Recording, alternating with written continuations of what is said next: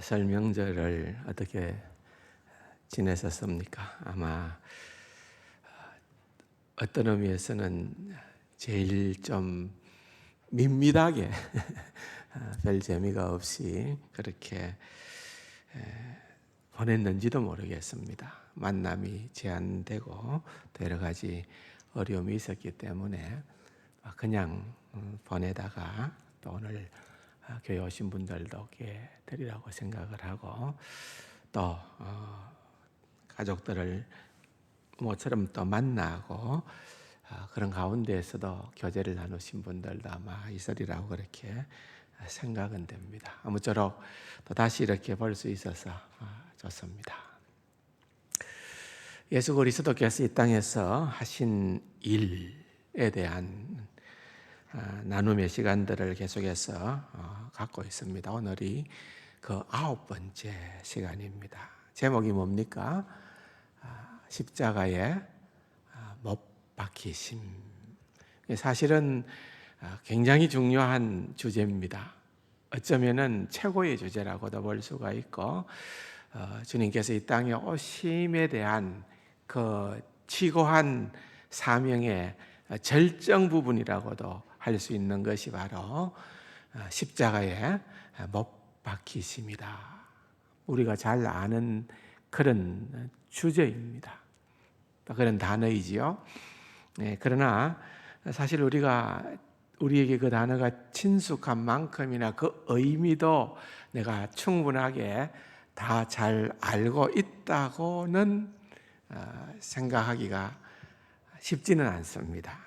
왜냐하면은 너무나도 이 주제가 큰 주제이고 너무나도 중요한 주제이고 또 이 부분에 대한 것은 신학적인 또 나름 논쟁도 굉장히 다양한 그런 형편이기 때문에 우리가 어떻게 이 부분을 잘 그 음미하느냐, 그 의미를 내가 신앙적으로 바르게 새기느냐 하는 것은 대단히 중요합니다. 어떤 의미에서는 우리의 신앙의 핵심이요 전부라고 할 수 있는 내용이 여기에 다 담겨 있다 해도 과언은 아닙니다. 중요하다 말이지요.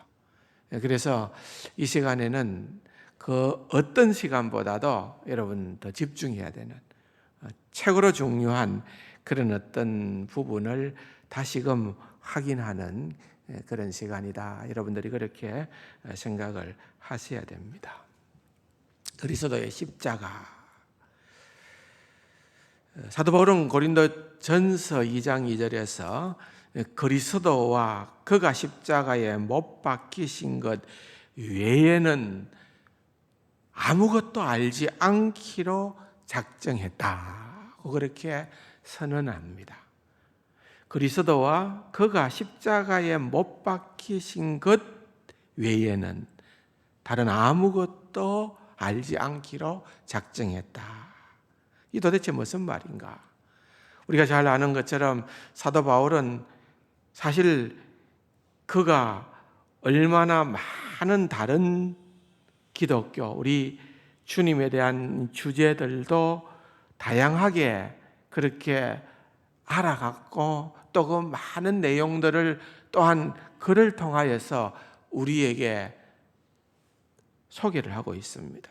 바울의 서신에는 그런 많은 내용들이 담겨 있지 않습니까? 그럼에도 불구하고 그가 이렇게 얘기하는 것은 이건 어떤 의미에서는 하나의 과장법입니다. 과장법이라고 할 때에는 어떠한 주제를 내가 강조하고자 하는 그 주제를 유난히 드러내려고 하는 그런 의도를 가질 때에 사용하는 그런 방법이 과장법입니다. 바울이 이렇게 과장법을 사용을 하면서 예수 그리스도와 십자가를 강하게 주장하는 것은 그것이야말로 너무 중요하다는 거예요. 그것이야말로 예수님의 사역, 십자가는 예수님의 사역의 그야말로 가장 정점이고 또한 그 십자가야말로 우리 주님께서 이 땅에 오셔서 성취해야 될 그런 사명의 어떤 의미에서는 꼭지점이라는 거예요. 그만큼 중요한 그 사역이 바로 십자가의 사역이다. 그렇다면 그 중요한 십자가를 얼마나 제대로 이해를 하느냐는 겁니다. 사람들은 다 자기의 관점으로 십자가를 이해했을 겁니다. 2000년 전에 주님께서 골고다 언덕에서 십자가에 달려 돌아가셨을 때에 어떤 이들은 늘 그렇게 십자가형이 수시로 있어 왔기 때문에 또 어떤 죄인이 그렇게 하나 죽나 보다 무덤덤하게 그냥 사실적으로만 이해했을 수도 있을 겁니다. 그러나 들리는 소문에 의하면은 그분은 죄가 없으신 분인데 지금 부당하게 십자가에서 죽임을 당한다 하는 그런 어떤 소문들도 났을 겁니다. 대제사장 가야바는 그들이 가장 소중하게 생각하는 사내들인 공의에 자기들의 종교회의의 결과로서 무죄한 예수 그리스도를 죄 있다 규정하고 십자가에 죽이게 되는 그러한 일들에 대해서 로마가 정치적으로 그와 같은 것들을 해방하지 아니하고 또한 그대로 수용을 해줬다는 것들에 대한 안도감을 가지고 있었을는지 모릅니다. 빌라도는 아무리 찾아보려고 해도 예수 그리스도에게서 죄를 찾지 못했습니다. 그래서 스스로 나는 물에다가 손을 씻으면서 나는 예수 그리스도의 십자가의 죽음에 대해서는 아무런 상관이 없다는 식으로 발뺌을 하지만은 그는 정치적인 결단을 내립니다. 백성들이 소요를 일으키고 또한 그로 인해서 문제가 복잡해지면은 로마로부터 파송되어진 총독의 자리가 흔들릴 수도 있기 때문에 그런 소요를 잠재울 목적으로 예수 그리스도를 십자가에 달았는지도 모르는 것입니다. 같이 매달렸던 강도 가운데 한 사람이야말로 정확하게 예수님을 바라보았던 것 같습니다. 진실로 그는 하나님의 아들이니이다. 예수님을 주목하면서 그는 그렇게 고백을 합니다. 그리고 이 심판이야말로, 이 재판이야말로 가장 잘못된 오판이었다. 그렇게 주장을 하는 것입니다.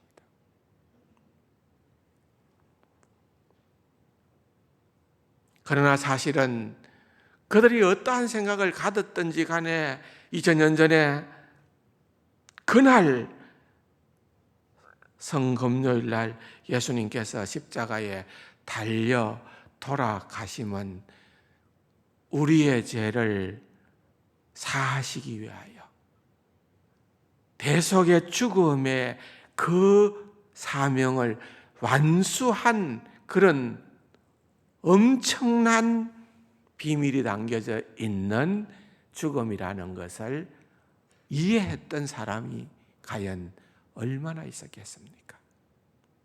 만약 우리도 그 현장에, 그 자리에, 그 순간에 있었다고 한다면은 그 진정한 의미를 제대로 간파할 수 있었으리라고 확신하는 겁니까?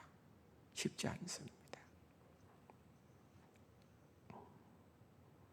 예수 그리스도의 십자가의 사건의 깊이를 이해하기 위해서는 그 십자가 사건의 의미를 해석해 주는 신약의 서신서, 편지들을 우리가 주목해 볼 필요가 있습니다. 그래서 오늘 본문입니다. 로마서 3장의 말씀을 먼저 한번 읽어보도록 하십시다. 21절입니다. 이제는 율법 외에 하나님의 한 의가 나타났으니 율법과 선지자들에게 증거를 받은 것이라. 곧 예수 그리스도를 믿음으로 말미암아 모든 믿는 자에게 미치는 하나님의 의인이 차별이 없느니라. 모든 사람이 죄를 범하였음에 하나님의 영광에 이르지 못하더니 그리스도 예수 안에 있는 성령으로 말미암아 하나님의 은혜로 값없이 어렵다 하심을 얻은 자 되었느니라. 이 예수를 하나님이 그의 피로서 믿음으로 말미암는 화목 제물로 세우셨으니. 우선 거기까지만 읽겠습니다.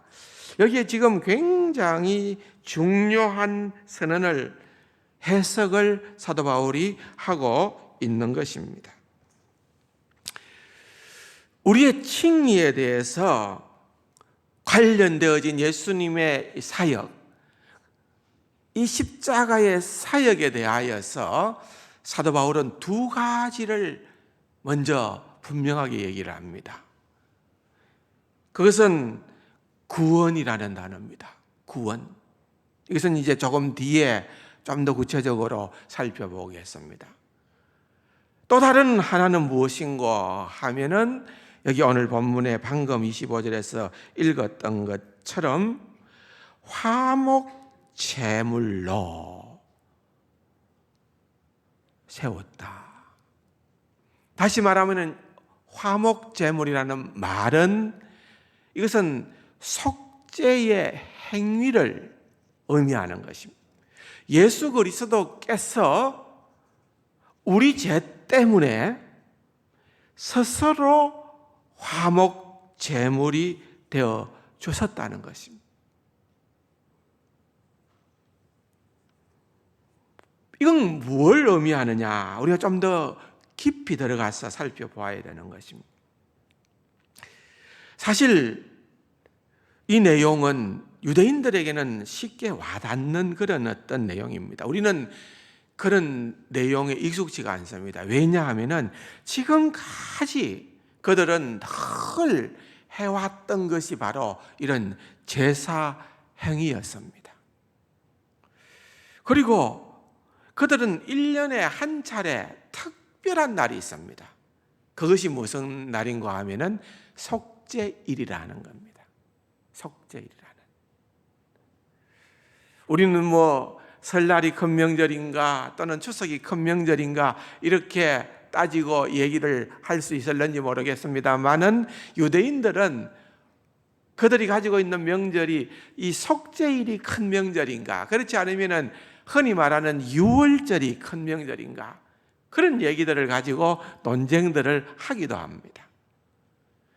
다시 말하면 유월절이 큰 의미를 가지는 것처럼 또 못지않게 유대인들이 정말 관심 있게 지키는 것 가운데 하나는 이 속죄일입니다. 속죄일. 이 속죄일에 대한 내용이 구체적으로 구약 성경에 잘 나타나 있습니다. 연례 행사지요.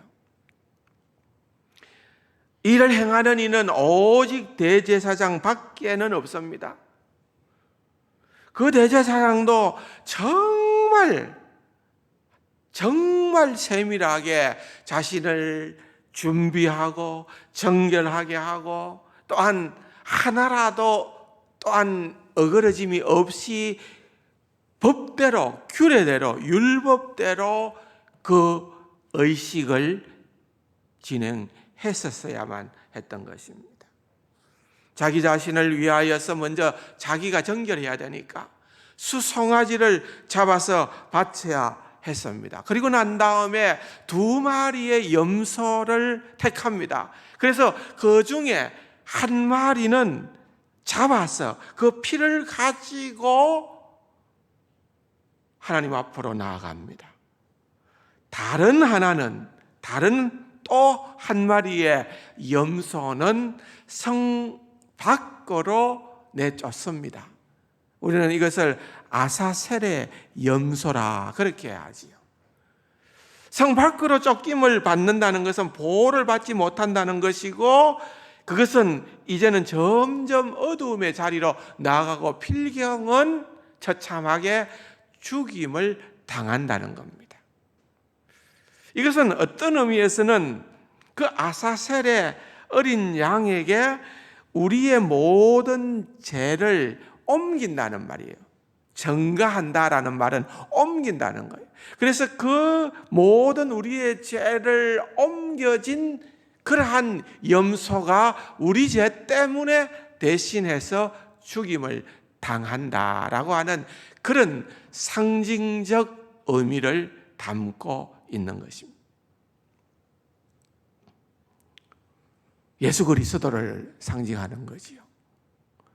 예수 그리스도가 골고다 언덕에서 십자가에 달려 돌아가셨을 때 그것은 성 밖이었습니다.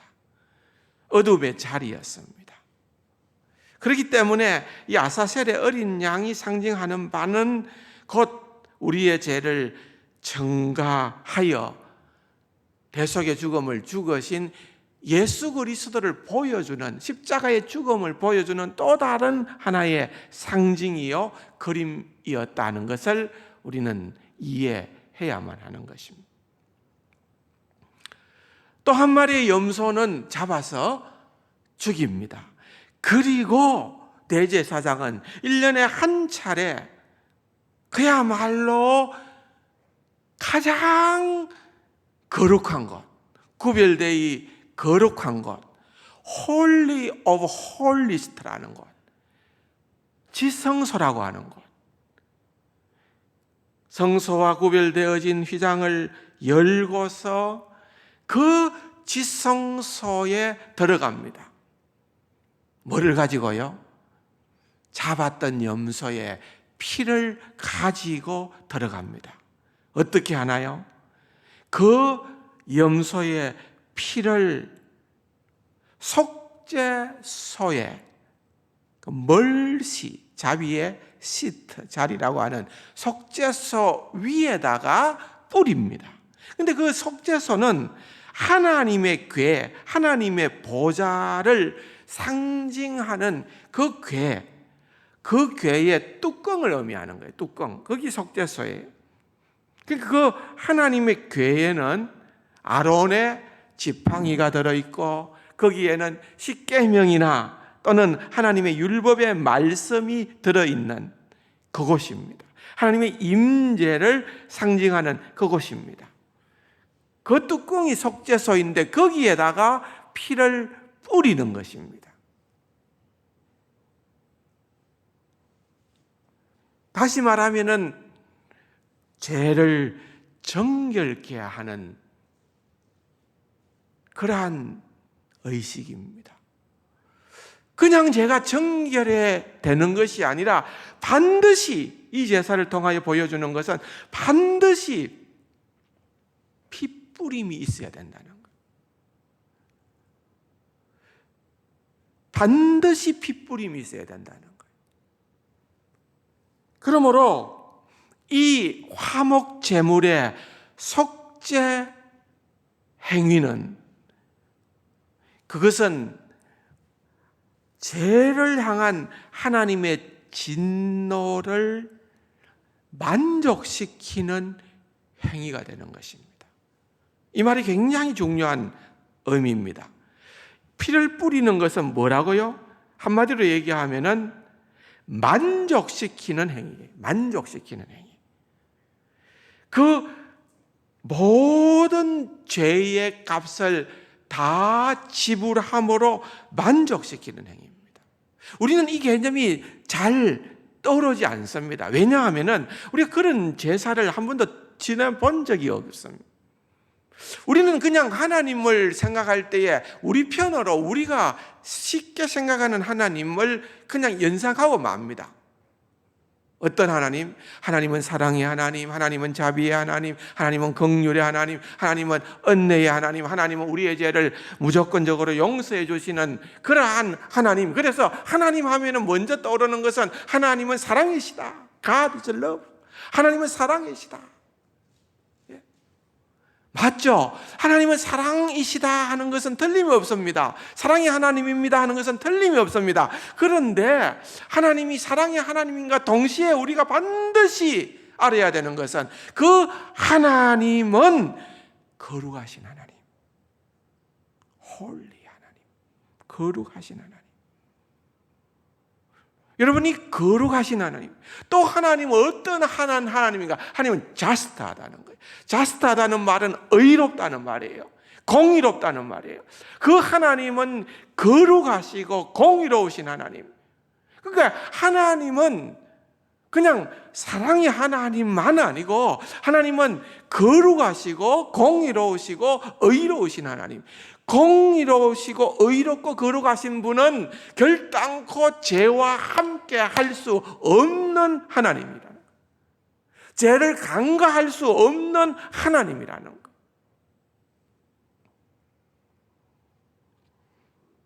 그래서 여러분 오늘 본문을 좀 더 읽어보겠습니다. 25절 26절이면 이 예수를 하나님이 그의 피로서 믿음으로 말미암는 화목 제물로 세우셨으니, 예수 그리스도를 왜 그렇게 처참하게 비참하게 참혹하게 그렇게 십자가에 죽였었는가? 피 흘려 죽였었는가? 그냥 우리 죄를 내가 용서할게. 너 내 자손 돼. 넌 내 자녀 돼. 내가 너희들 모든 죄를 내가 다 용서할게. 전능하신 하나님께서 그렇게 일방적으로 선언하시는 것이 아니라 예수 그리스도를 화목제물로 그렇게 세우심으로 말미암아 세웠다는 거예요. 이는 하나님께서 길이 참으시는 중에 전에 지은 죄를 관가하심으로 자기의 의로우심을 나타내려 하심이니, 곧 이때 자기의 의로우심을 나타내사 자기도 의로우시며 또한 예수 믿는 자를 의롭다 하려 하심이라. 의롭다, 어려운 것이요, 이게 결단코 죄의 문제를 무시하고서 어려워질 수가 없다는 것입니다.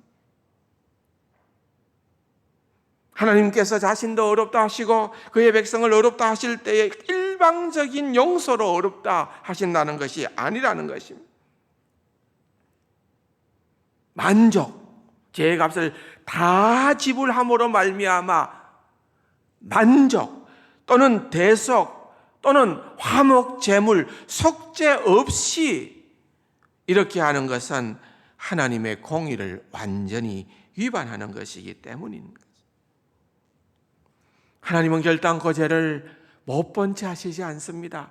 하나님은 결단코 죄를 아무런 희생 없이 넘어가지 않는다는 거예요. 패스 오버, 넘어가지 않는다는 거예요. 어린 양의 피가 있을 때에 넘어간다는 거예요.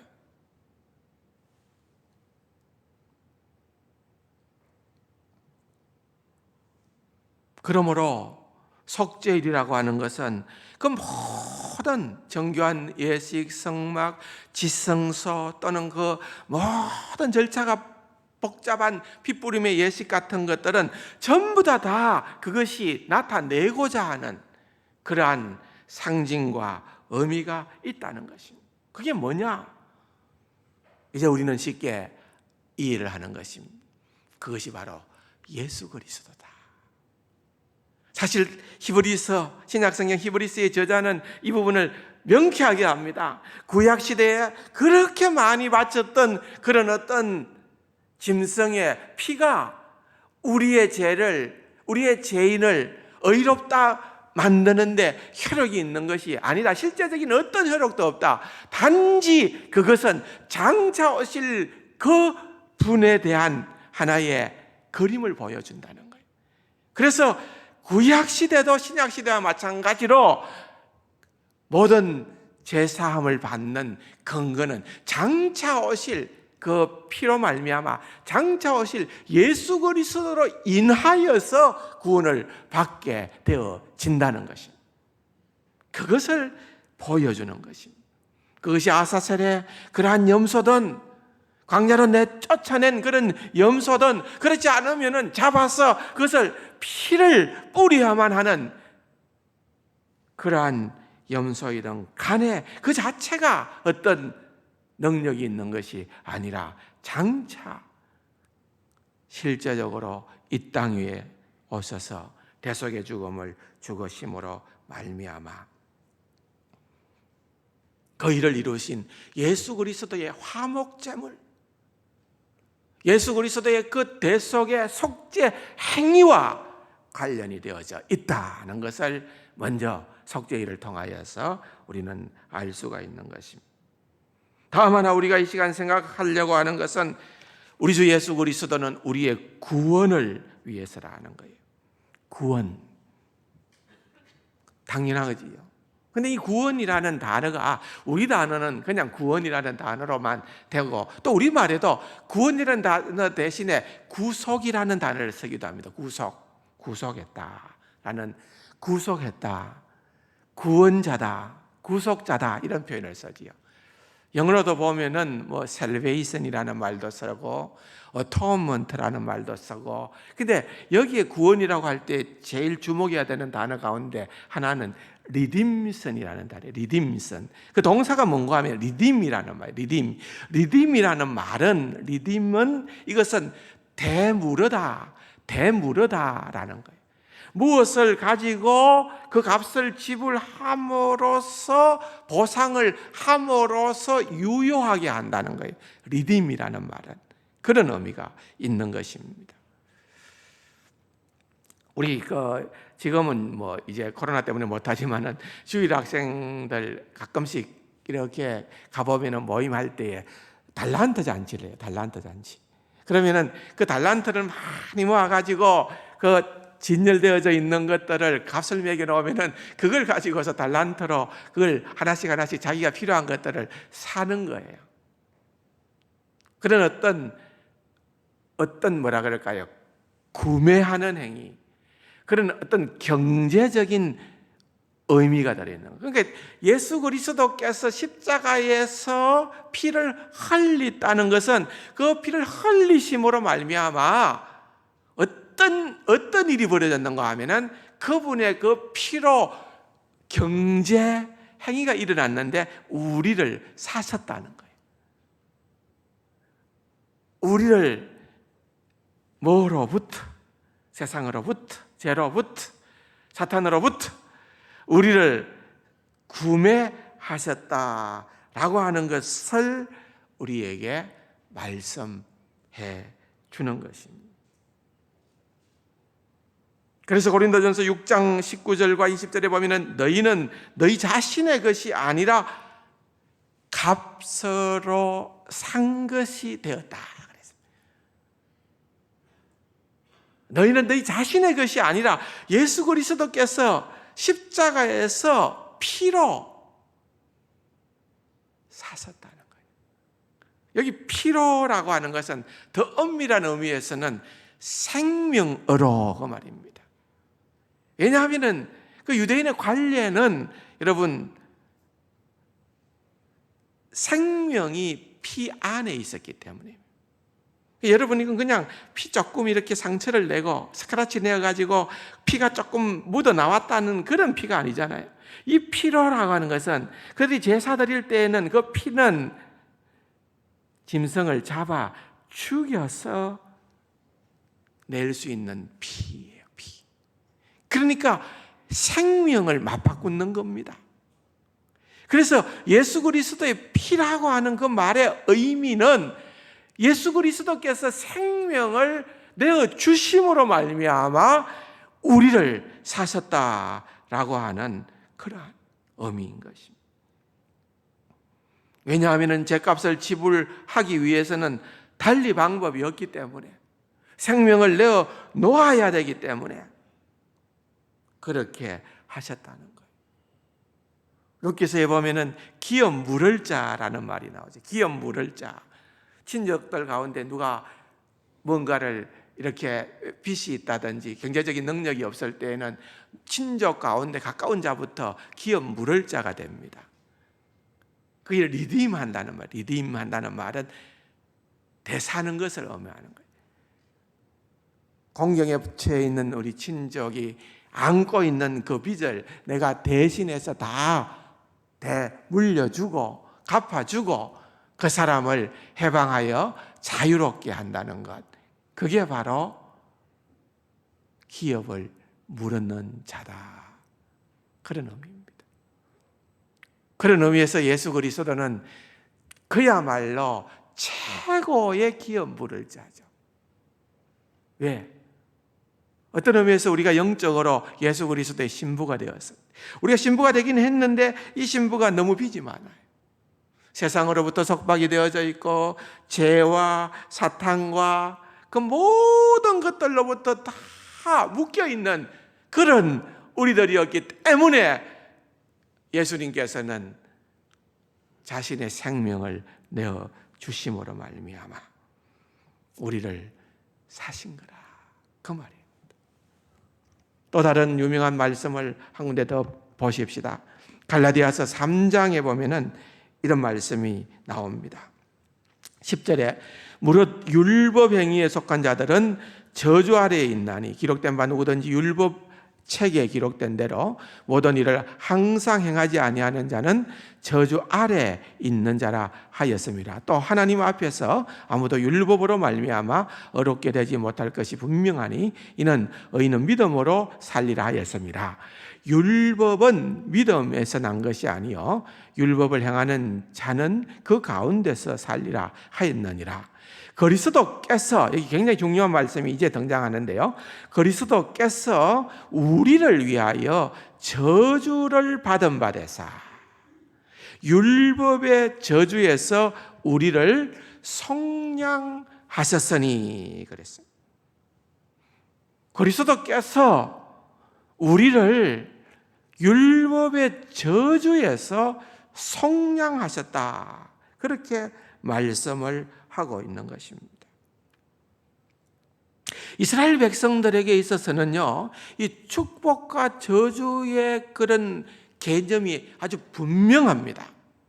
그래서 이제 사실은 그 앞의 기절들을 보면은 그런 부분들, 하나님께서 이스라엘 백성, 특별히 모세와 맺으신 그러한 언약 조건에 대해서 다시 한 번 더 확인을 시켜 주는데, 우리가 잘 아는 것처럼 신명기에 가보면은 이제 만나 세대를 데리고서 다시 한 번 더 하나님께서 그들에게 하나님의 언약에 대한 갱신을 하고 있는 장면을 볼 수가 있습니다. 특별히 우리가 잘 아는 그 신명기서 28장에 보면은 너희들이 율법을 잘 지켜 행하고 이 계명과 율례에 순종하면 너희들이 성읍에 있어도 복을 받을 것이고 또한 덜에 나가도 복을 받을 것이고, 영어 성경에 보면은 시티, 성읍은 시티, 덜은 칸출이에요. 그러니까 뭐 우리가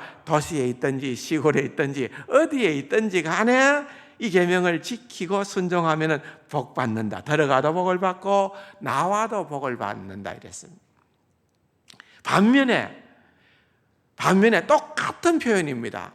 너희들이 이 율법을 지키지 아니하고 이 율례와 계명을 순종하지 순종치 않으면은 너희들이 성읍에서든지 또는 덜에서든지 어디에 있든지 그 말이겠죠.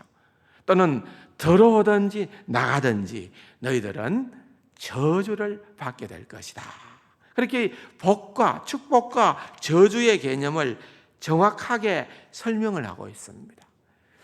그런데 이들은 과연 무엇을 복이고 무엇을 저주라고 생각을 했을 것 같습니까?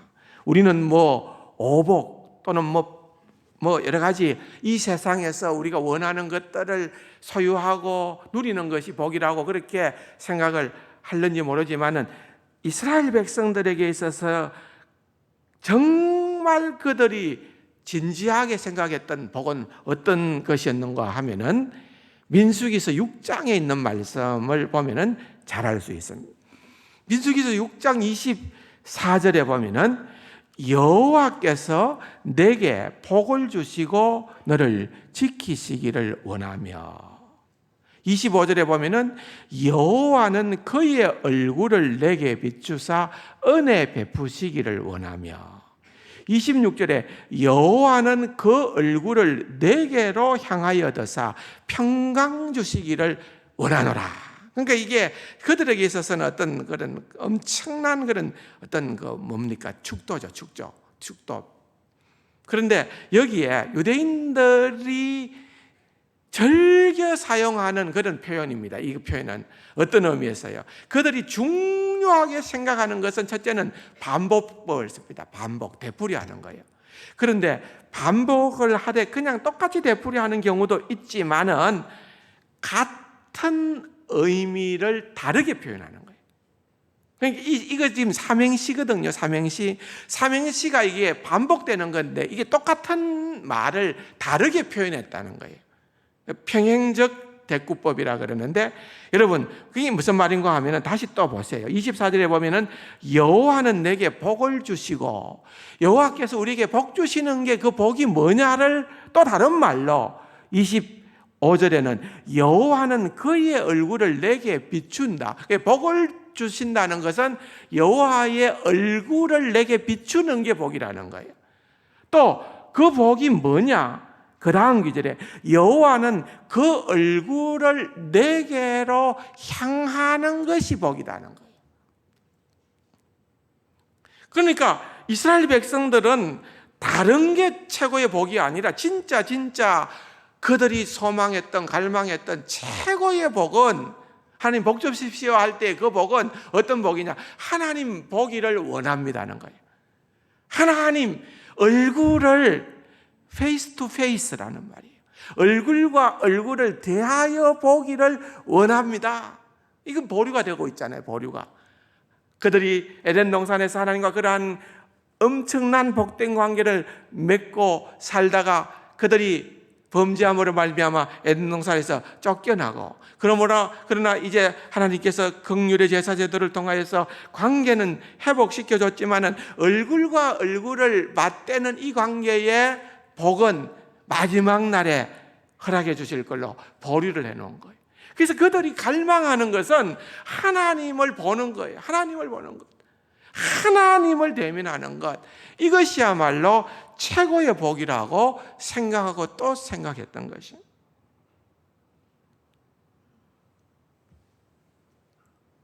그런데 그런 하나님의 얼굴을 보고 하나님의 얼굴의 광채가 그들에게 비추이는 것이 그들의 복이라고 생각을 한다라고 하면은, 저주라는 것은 그러한 복과 정반대적 개념입니다. 정반대적 개념. 따라서 그들이 생각하는 저주는, 그들이 하나님으로부터 저주를 받았다고 할 때 그것은 뭔가 하면은 여호와께서 내게 복 주시고 너를 지키시기를 원한다는 것 대신에 여호와께서 너를 저주하고 너를 버리시기를 원한다, 그 말입니다. 그의 얼굴을 내게 비추는 대신에 여호와께서 내게 등을 돌리시고, 얼굴을 비추시는 것이 아니라 여호와께서 등을 돌리시는 것이 그들에게 있어서는 정말 저주라는 것입니다. 심판 내리시기를 원한다. 여호와께서 그의 얼굴을 내게서 돌리시고 그 평강을 제거하는 것, 없애기를 원한다. 이게 저주입니다. 여러분 아시겠어요? 복은 하나님의 얼굴을 가까이 대하는 거예요.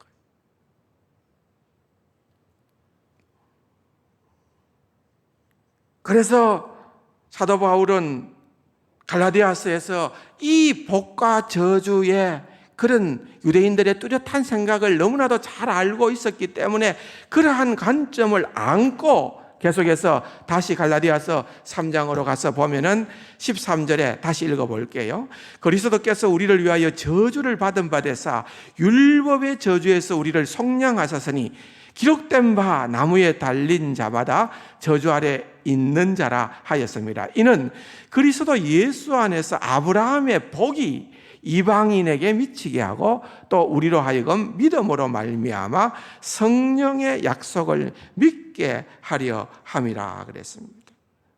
자, 아브라함과 그의 후손, 또 영적인 후손인 이방인들까지도 이러한 약속된 복의 내용이 성취되기 위하여서는 먼저 죄에 대한 처벌을 해야 되는 것입니다.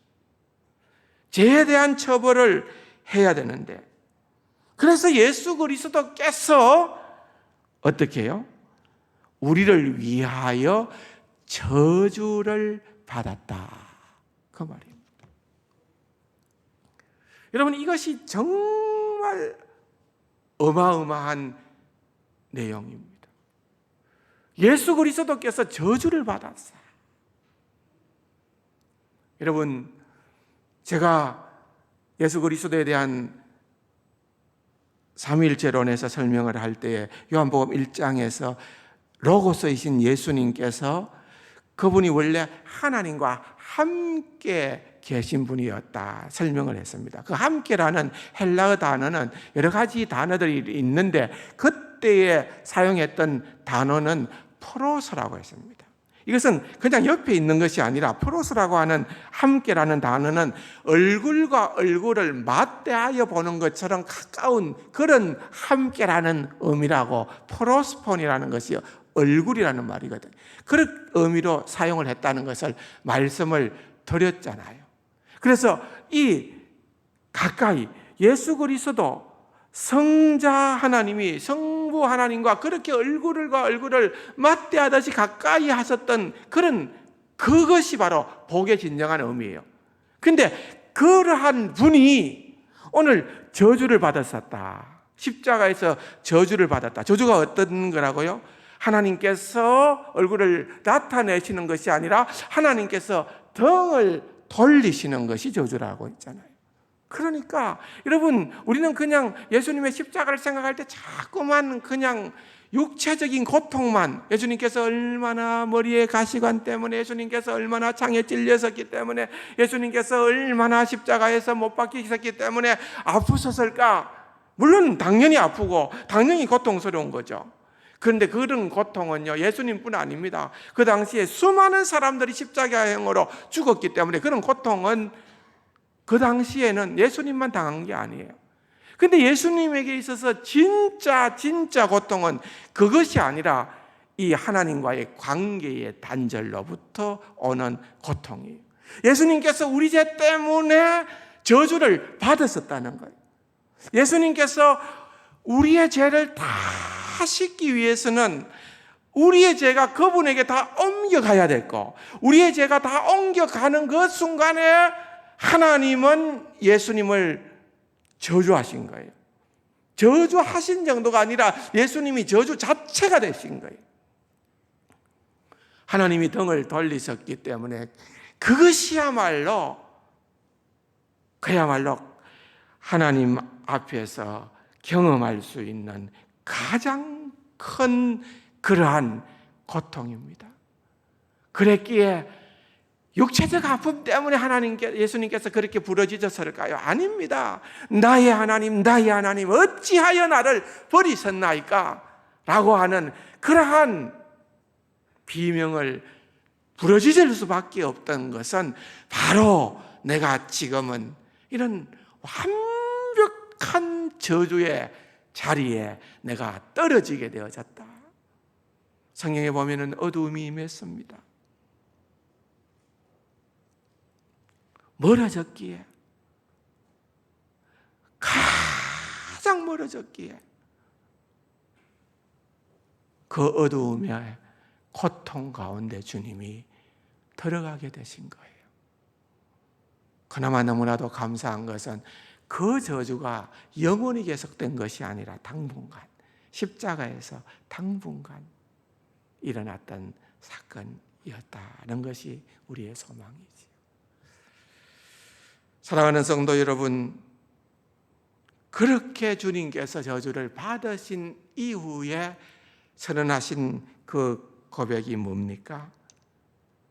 그것이 바로 테텔라스타이라는 말이에요. 테텔라스타이라는 말은 It is finished라는 말이에요. 다 이루었다 이 말입니다. 다 이루었다. 이제는 대속의 행위, 구원의 역사, 우리의 모든 죄의 값을 내가 다 지불했다. 다 지불했다. 다 이루었다. 그렇게 말씀을 하고 있는 것입니다. 테텔라스타이. 주님의 낮아지심, 그 주님의 낮아지심이 그렇게 십자가에서 고난과 저주로 끝이 나게 되어졌던 것입니다. 그럼에도 불구하고 예수 그리스도께서는 하실 일이 아직도 남아 있습니다. 다 이루었다고 선언하신 그 주님께서 아직도 하실 일이 남아 있다는 것입니다. 이제 그 중요한 이야기는 성금요일에서 주의 부활하신 날, 주일로 옮겨지게 될 것입니다. 그날 그 역사를 통하여서 십자가, 그렇게 참혹했던, 그렇게 추악했던 그 십자가가 아름다운 것으로 변하게 되어지고, 우리는 언젠가 이스라엘이 생각하고 있는 그러한 놀라운 축복을 온전히 체험하게 될 것이고, 이제 우리는 수건을 벗고 하나님의 빛나는 얼굴을 직접 보게 되는 복의 자리로 나아가게 될 줄로 믿습니다. 이 소망이 실현되어진 사건, 그것이야말로 이 십자가의 못 박히심이라는 것을 기억하시고 묵상하는 귀하고 복된 우리 세상 가족들 다 될 수 있기를 주님의 이름으로 축원합니다.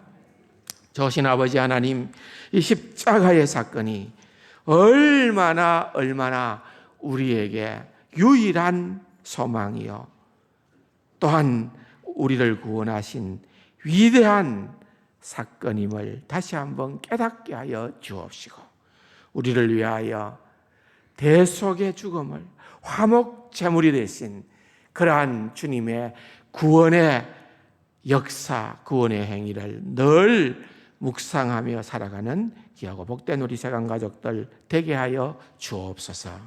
예수님의 이름으로 감사기도 드립니다. 아멘.